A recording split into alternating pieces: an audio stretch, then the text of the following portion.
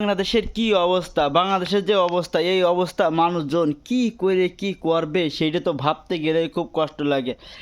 প্রায় 100 জনের উপরে লোক মারা যাইতাছে, খবরে খবরে শোনা যাইতাছে। আর ওয়াইফাই তো মানে নেট অফ, কোনো যোগাযোগ করা কোনো মানে একদম বিচ্ছিন্ন করে দিয়েছে। যারা যারা নতুন বিয়ে করে আইছে বা যারা যারা নতুন আইছে তারা তো বাড়ির কথা বলতে পারছে না, মানে তাদের মনটা তো অনেক খারাপ। কারণ এই প্রবাসে এসে তাদের তো মনটা অনেক খারাপ, এমনকি আমার তো খারাপ। যাই হোক, তবে এইভাবে যে মানে দুর্নীতি করতেছে, যে এইটা করাটা একদম ঠিক হইতেছে না।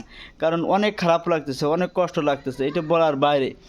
বাংলাদেশের মানুষ এত কষ্ট করে বিদেশে এসে এখন তো একটু কথা মতো না বলতে পারে। আর যা শুরু করে দিয়েছে তা তো বলার বাইরে।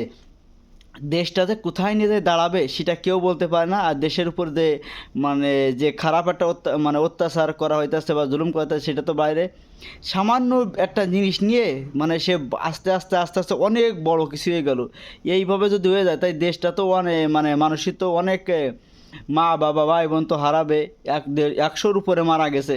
আর নিহত তো অনেক, মানে প্রায় 5,000 মতো নিহত হয়েছে। তাহলে তাদের যে একটা কষ্ট বা তাদের যে এইগুলো মানে বলার বাইরে।